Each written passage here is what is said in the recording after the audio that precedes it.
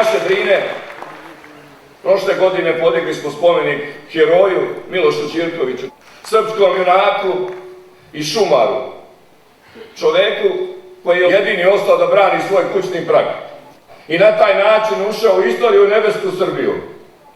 Ne smemo da zaboravimo ni jednoga Miloša koji je dao život za Kosovo i Metohiju.